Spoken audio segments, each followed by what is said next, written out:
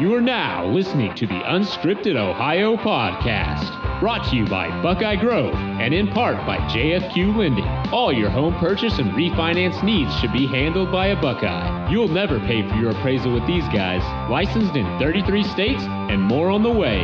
Check them out at jfqlending.com. For the latest news, notes, analysis, and discussion, check us out on BuckeyeGrove.com and follow us on Twitter at UnscriptedOhio1. Now, broadcasting from Podcast Central, a place that is not his mother's basement. Hey, Ma! Can we get some meatloaf? We promise. Here's your host, Kyle Lamb. Hey, Ma! The meatloaf! Okay, look, I'm going to level with you. Ohio State is facing Miami this Saturday. We could feign interest. We could pretend like this is a matchup worth previewing and documenting for the sake of history. But let's be honest, the Buckeyes are a 37-point favorite. I'm not even going to pretend that I care enough to detail the ins and outs and the strategies and what it takes for Ohio State to beat Miami this Saturday, because honestly, if Ohio State doesn't beat Miami this Saturday, we have got a lot to talk about on the Monday podcast on Unscripted Ohio. So I'm not going to go that direction this week. I'm just telling you that today. I'm going to tell you that Friday. I do, however, have a lot of solid replacement content instead of previewing Miami today. You know, Ross is going to be along with his normal weekly segment, now Wednesdays. Of course, in the years last year, it was a Monday segment. This year, it's Wednesday. He's going to be along. We're going to recap what happened over the weekend. This is the Unscripted Ohio Podcast, of course. I am Kyle Lamb. We're going to talk about Ohio State's 51-10 win over Indiana. And also, Ohio State basketball had a big commitment. I'm going to talk about that later in the show as well. We are here thanks to BuckeyeGrove.com, also our title sponsor, JFQ Lending. All of your mortgage and refinance need should be handled by a Buckeye, licensed in 33 states, and more on the way. Please check them out at jfqlending.com. Of course, we are also here with thanks to support by GoBus. Ohio's rural intercity bus system can bring you to Columbus for Ohio State sporting events with over 40 stops to locations across the state. Visit them at ridegobus.com or give them a call, 1-888-95-GO-BUS. Today, as I said, Ross will be along in a few minutes. We'll talk about what happened with Ohio State. Big commitment for basketball. Later this week, by the way, Corey Evans, national recruiting analyst for Rivals.com, will be along. That'll be on the Friday show of Unscripted Ohio. And we'll get into not only the commitment that I mentioned, but what else is coming down the pipe when it comes to Ohio State basketball. Also Friday, the return of Alex Gleitman, the newest member of the BuckeyeGrove.com staff. He'll be along. We'll talk some Ohio State football recruiting and a little bit of Ohio State football as well. So loaded show on Friday. Alex and Corey Evans, both here on the Unscripted Ohio Podcast. Very excited, by the way. Real quick, pat on the back for our network for two reasons. Number one, numero uno, the Unscripted Ohio Podcast Network, which now includes 4 podcasts. My show every Monday, Wednesday, Friday. Corey and Johnny every Tuesday and Thursday on Scarlet and Great. The Browns podcast, which is Chris Drew bringing you Dog Days every Tuesday, and Shane Larson bringing you a college football podcast, Gridiron Game Time, every Thursday. That's 4 shows, a total of 7 episodes a week. The last 30 days have been the most successful for Unscripted Ohio. Over 50,000 downloads. I want to thank each and every one of you for listening, and I hope you will tell a friend. Please continue to spread joy. It's only going to get better for here because I can tell you we are also bringing a Cavs show. It'll be called Cavs Cast, just like podcast, Cavs Cast. That'll be coming up in October. That'll be Chris Drew and Raka Nuoshi bringing you Cavs talk every week. Very excited about that. So, look, I'm extremely happy about the direction of the podcast and the network. Now, as far as Ohio State, let's get down to the nitty-gritty because I don't want to keep you waiting.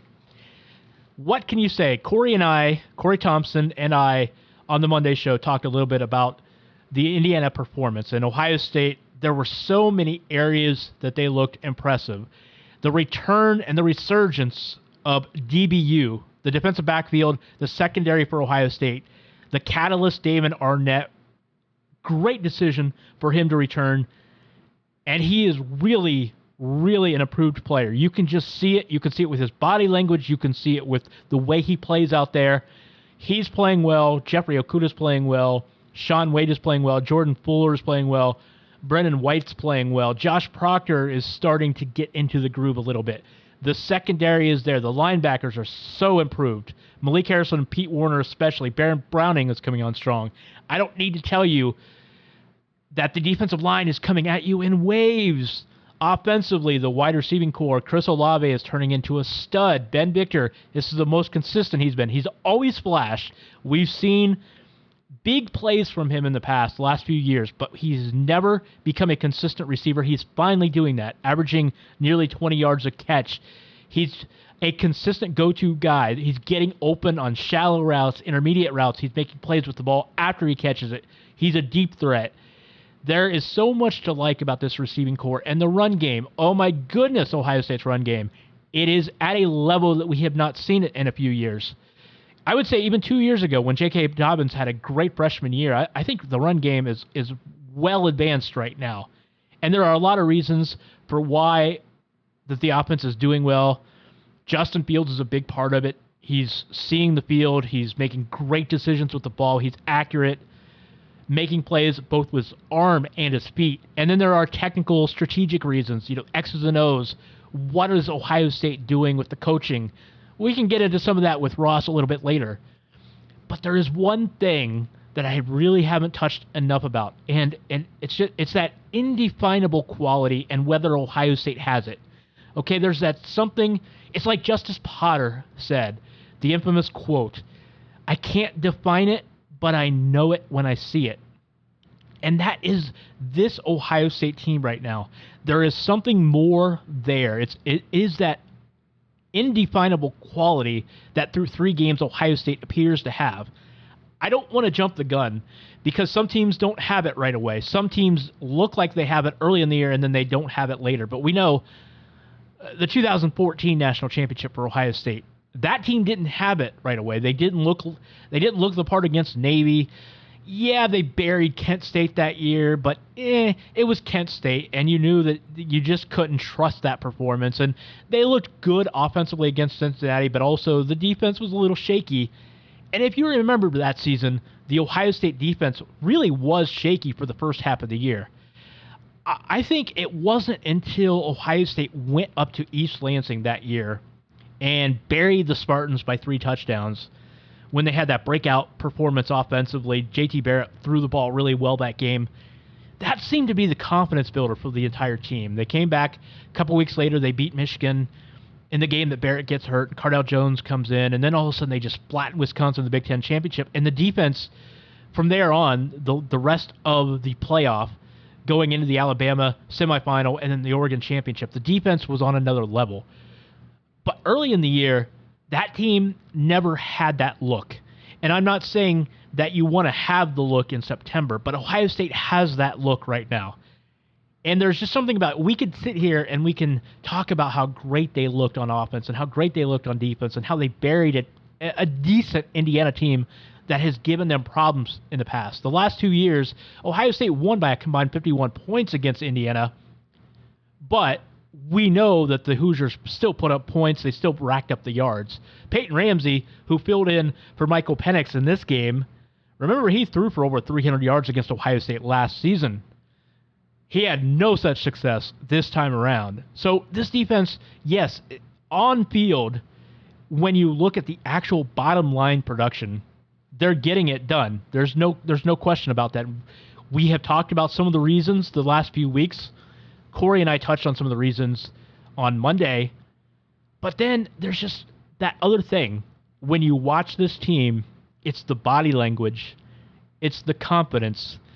It's the genuine unity that they appear to have. They seem to be having fun. Damon Arnett had a great quote on Tuesday, okay? During press conference week, meeting with the media, he said, "We are done worrying about whether or not we can live up to the standards and expectations of other people. We want to prove ourselves right, okay? We're not looking to prove other people wrong. We're looking to prove ourselves right. And I think that quote is a great quote in itself, but there's a lot of truth to it when you watch Ohio State right now because, look, I don't want to get carried away with body language and analyzing it. That's a dangerous road to go down, and I hate doing it. Sometimes we get carried away. So many times I see people on Twitter and message boards saying, well, you can tell the guy doesn't like the coach, or you can tell the guy's unhappy in the program, and that's truly a dangerous road to go down, and I don't like to do it. But with this team, I feel like we can do it because we're seeing a team that didn't show this type of attitude and this type of excitement. They're getting back to basics. They're doing the fundamentals. They're doing the little things right that they weren't doing the last couple of years. And they're having fun playing football. That, to me, is really what it's all about. Last year, did they look like they were having fun against Purdue? Even early in the game, but when it was still a close game, it didn't always look right. And that doesn't mean that it was all about motivation and the coaches weren't getting them up and that they didn't want to win. But it just didn't feel like they were taking that game seriously enough. And the year before in Iowa City, we all remember that disaster as well. Even at the onset of the game, setting aside the fact that a couple plays into the game, Iowa was leading 7-0 because of a pick six, there's still the body language. It just didn't feel right at times. And this Ohio State team, it feels like they are getting back to basics. They're enjoying football. They have something to prove, and it doesn't have to be outwardly. It doesn't have to be externally. But in that locker room, they have trust in one another. They believe in one another, and they're playing like a team that just wants to have fun playing football and win games in the process. That's encouraging because, A, it tells me that the coaches have a pulse, that they have a handle on the pulse of this team. It tells me that they have leadership. They have guys stepping up not only in practice and in games, but dating back to the summer. Remember, workouts start back in February. Hitting the workout room, hitting the weight room, making sure you're in shape, you're in condition, you're eating right, you're healthy, you're sleeping right. All of that stuff is a 6-month process. You don't just show up at the start of August and say, okay, it's time to get down to business. National championships are won in the offseason, and it tells me that whatever the coaches said or did, or whatever the leaders said or did back in the offseason, that resonated with this team. And I think it helps that Justin Fields was able to step in, and he has already cemented himself as a leader of this program because players clearly believe in what he's saying and also what he's doing. And that's because he's had clearly some really good practices over the last 6 weeks to build up to this point. But it's just that undefinable quality. I can't describe it. I can't define it. But it is there when I watch this Ohio State team. Caveat emptor, okay? Buyer beware. Let's remind ourselves it is just 3 games against varying degrees of opponents. FAU, not very good most likely. Cincinnati, solid team. Indiana, solid team. But through 3 games, and the competition will get much tougher, much sooner, as early as next week. That road game against Nebraska. I know that Nebraska has not lived up to expectations so far, but they will be a solid test for Ohio State. Don't expect otherwise. Okay, don't expect Ohio State to go in and win that game by 4 or 5 touchdowns or 6 touchdowns like they did against Indiana. I'm not saying that can't happen. There's always the possibility, but don't expect it. You're going to be most likely disappointed if you have those level expectations. So the road gets much tougher. But all we can say is as we sit here critiquing and analyzing this team right now, and there are plenty of things that Ohio State can still do better, but as we analyze this team right now, I just see that something that's going to allow the team to continue to improve and continue to win a lot of games this year. they look like a potential juggernaut. That doesn't mean they're going to run the table. I'm not predicting 12-0, not predicting a Big Ten title. I'm not predicting a college football playoff or a national championship. I'm not predicting any of those things. But as I sit here through 3 games, I see a team that looks to me like the ceiling is higher than we can imagine, or higher than we thought coming into the year. Okay, they really look like a national championship contender, legit, full stop, no ifs, ands, or buts necessary. And that's really exciting to see. I'd like to examine this later in the year because I really want to see if our initial observations through 3 games winds up being accurate at the end of the year. And I hate to say that because I don't want to say, well, 12 weeks into the season, we are clearly right or we are clearly wrong because we're only judging by what's happened so far. But still, you'd like to say, yeah, those observations were right. We were right on the money. This is a team that has something to it. And if we're having this conversation in November, then that would be great for Ohio State fans going forward. Ross Fulton is here with his whiteboard to break down what the Buckeyes and their opponents are doing on the field. Can't see the whiteboard? Close your eyes and imagine really hard. It's time to go inside the X's and O's with Ross. Pain heals. Chicks dig scars. Glory lasts forever. Ross, 51-10, man. Look, it's getting harder and harder to pinpoint weaknesses in this Ohio State team. I'm gonna start off real quick. I'm gonna put you on the spot. Based on what you've seen in 3 games, if you can find a weakness, and I'm not saying that everything is perfect. Certainly, coaches are in there in the film room, showing them, well, we got to do better at this and this and this. But by and large, there's not a lot that jumps out for us to talk about negatively. So I'm going to ask you, if there's anything you could diagnose in Ohio State's performance through 3 weeks, what is it you would say could do better? Well, I guess that actually is a hard one. So I think there's obviously concerns about the backup quarterback position, which, I guess is a good problem to have if that's your biggest issue.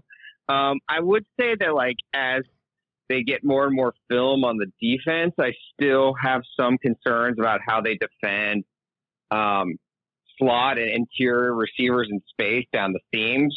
But I do think they have some ways to deal with that. They just haven't had to go to those cap responses yet because teams haven't really pushed them. But it's hard to complain when you're playing as well as they have the last few weeks. Ross, you wrote about this on Buckeye Grove in your most recent analysis. One of the big things that Ohio State is doing really well, that's having a lot of success with offensively, is the going under center on 2nd or 3rd down after a big play, and quickly going under center and then catching teams off guard. And they really seem to be pushing the tempo in those situations. It's not like Auburn does it where Auburn does it religiously after a successful play. Ohio State's kind of picking their moments, but that seems to be a really, really good formula for them so far. Yeah, I think with the caveat of picking their moments, I would say it remains a wrinkle. It's not the feature or the main thing they're doing, but I do think the tempo helps in terms of giving the defense a very different look. And then, I guess always the concern when you're mixing a bunch of shotgun with under center is just practice, the old saying, master of all, or jack of all trades, master of none. However, they seem to be executing it pretty well. For the line, it's all the same type of plays. It's more the backs. And, so far, so good in terms of, providing diversity, and being under center does provide some advantages in terms of some of the off tackle and outside runs they're using, like duo and wide zone. And those are effective against a lot of these odd or tight fronts that you increasingly see in college football. And you've referenced the last couple of weeks being here on the show, as well as on Buckeye Grove, you've referenced being very play action heavy. So it kind of brings the question to the forefront for me. Are they having more success going under center and doing all the play action? Are they having more success in the run game because of that, or are they able to do that because of the success of the run game? The old question. I'm always a proponent of play action passing no matter what, because I think constraining the defense is probably the most important thing an offense can do. So I think every run play should have at least 1 to 2 play action passes off of it. And I think we've seen that in the NFL. The Rams have been the vanguard of really re-emphasizing play action off of running the football. And you're seeing sort of Ohio State using similar concepts under center. But I wouldn't say that, again, being under center is a thing they're doing. It's not like the bread and butter. And they're running the ball just as well, if not more so, from the shotgun. Using more traditional depends on, I guess, how you're dating it, but, more akin to what the Ohio State did under Urban Meyer. So I do think, again, the under center has been a nice touch, but it shouldn't detract from how well they're doing it and everything else they're doing on offense. Just for the sake of conversation, I want to ask you, because this is a discussion I had with one of my best friends. It does kind of make you wonder, especially seeing them have success when they've used it, going under center like this. One of the biggest things about going under center is it's said to take away the ability to run with your quarterback, or at least as easily. But last year with Dwayne Haskins, that was not a concern with Ohio State because they didn't run Dwayne Haskins very much anyhow. So it really does beg the question, why didn't they do this more last year with Haskins? What's your best guess at that? I think Urban Meyer is pretty devoted to being in the shotgun, and I think he was a proponent. He got asked this question, the specific example of like quarterback sneaks under center, but he was a proponent that the quarterback center exchange is a obvious example, which gets taken for granted until it doesn't. But when you change that up, that takes practice time and it takes away from working on doing the same things over and over again.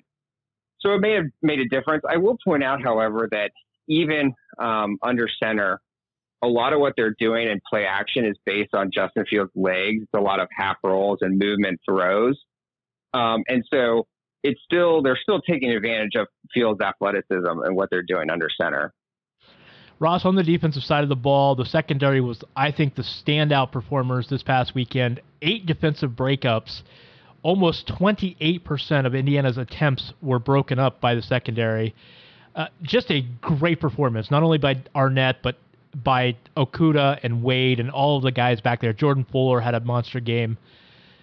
It really is amazing to see the difference in how these defensive backs attack the ball and are adjusting to the ball. And it's not even that they're turning back to the quarterback. I know that was a tired conversation that we had last season, but they're not going back and looking at the quarterback very much in most of these situations. They're just playing the ball so much better.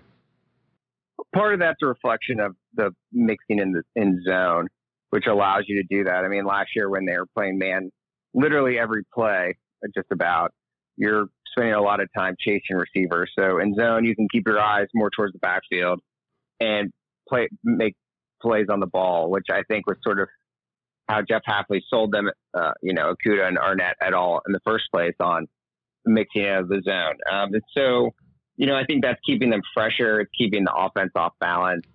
And it's giving them an opportunity to show some different skills, if you will.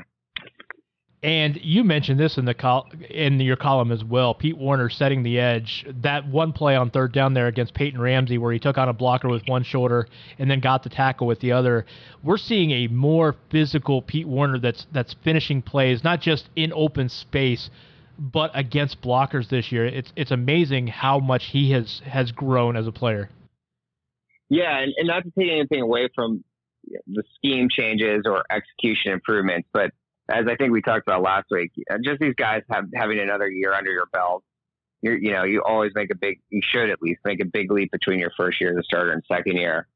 And we're seeing that with Pete Werner. I feel like I am literally a broken record on this, but Indiana was the first team we saw again, try to make people flip roles. So Pete Werner and, Sean Wade and Fuller are putting the spots that the offense wants them instead of how Ohio State would ideally align. And so, as Ohio State continues to roll Werner back or get him stuck on the slot, I continue to wait to see how teams, take for Nebraska, for instance, a very spread read heavy team, attacks that. And again, whether Ohio State eventually has to go more to using the bullet or other 4-2-5 looks.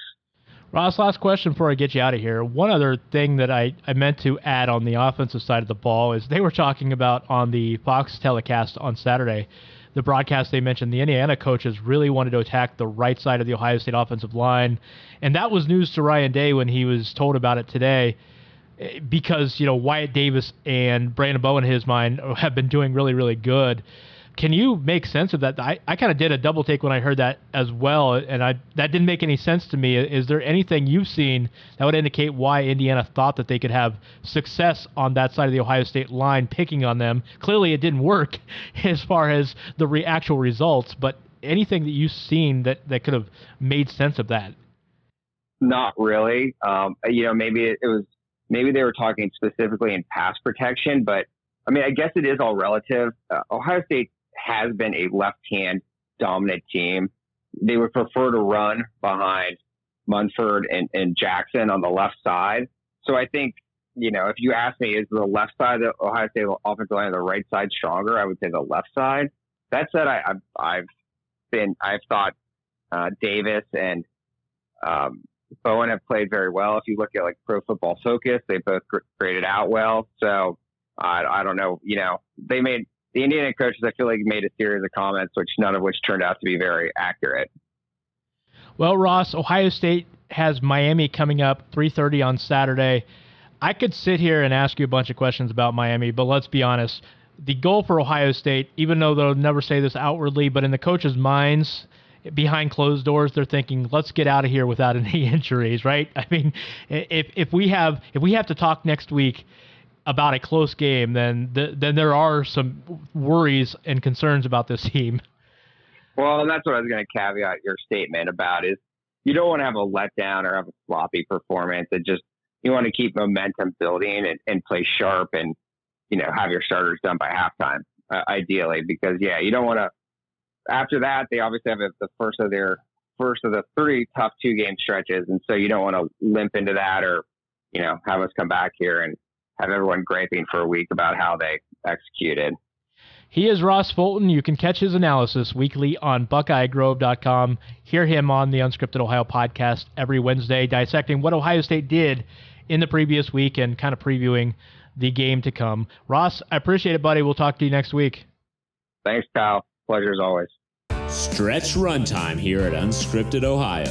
Kick up your feet as we cross the finish line with the Buckeye Beat, the latest in Ohio State news and notes. Kick the tires and light the fires, Big Daddy. Chris Holtmann does it again. Yes, Ohio State has another basketball commitment. He is Eugene Brown III. He is from Decatur, Georgia, Southwest DeKalb High School. He's a 6'6", 185-pound wing shooting guard, and he does that shooting very well, might I add. One of the best shooters in this 2020 recruiting class.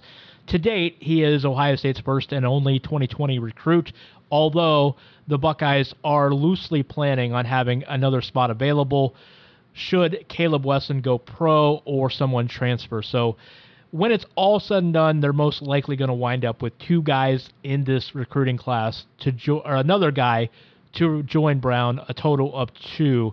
But I tell you what, Eugene Brown, this was a great get because this is a guy that they offered in August. Again, as I said, he's kind of a lanky kid right now, known for his shooting. He's a 3-and-D guy, meaning right now he's a good 3-point shooter and a defensive specialist, really good defender, long arms, really impressive. When you watch the videos on him, the clips that are out there and the highlights, he really gets up and blocks shots really well. He's said to have great footwork, can be a really good defender at the next level. Still got to work on his ball handling and work on his offensive skills as a whole.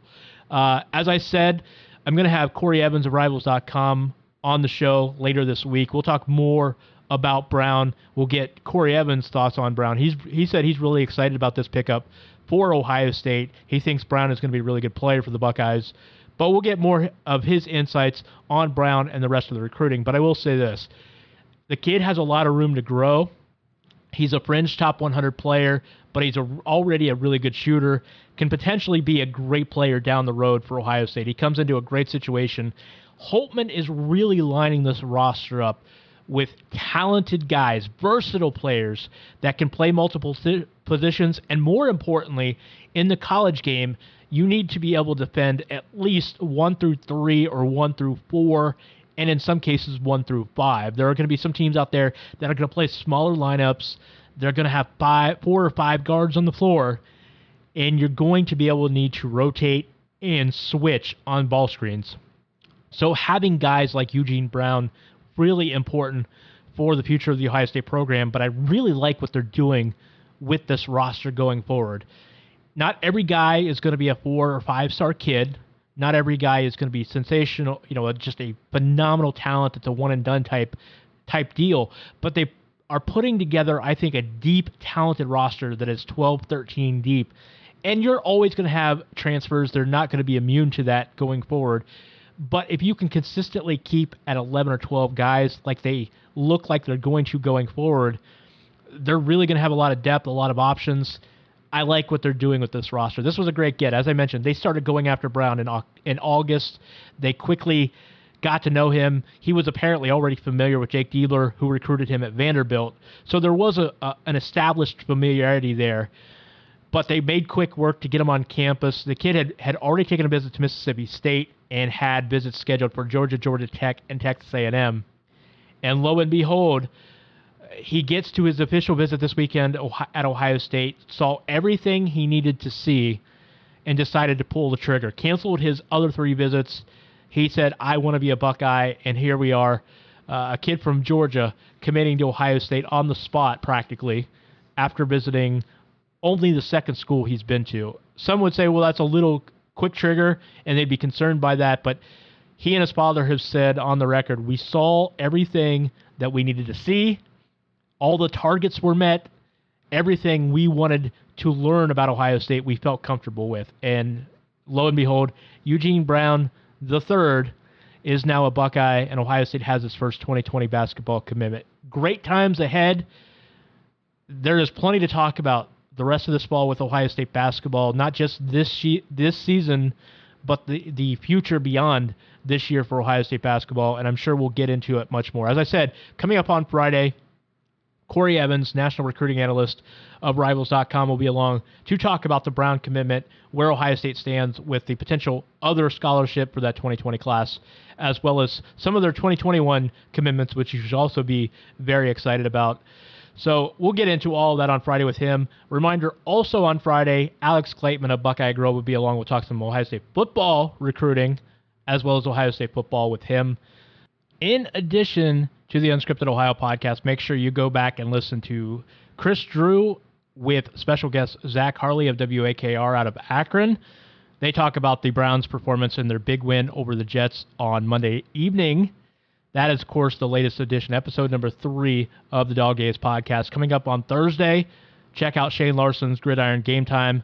College football, that is episode number 4. And Scarlet and Gray podcast on Thursday. Doug Worthington, former Ohio State defensive lineman, will join Johnny for an interview. Very much looking forward to what he says about the Buckeyes and what he is up to these days as a former Ohio State football player. As I said, I'll be back on Friday on Unscripted Ohio with Alex Klateman, Corey Evans, and more talk about Ohio State football and basketball. Very much looking forward to it. Hope everybody has a great week.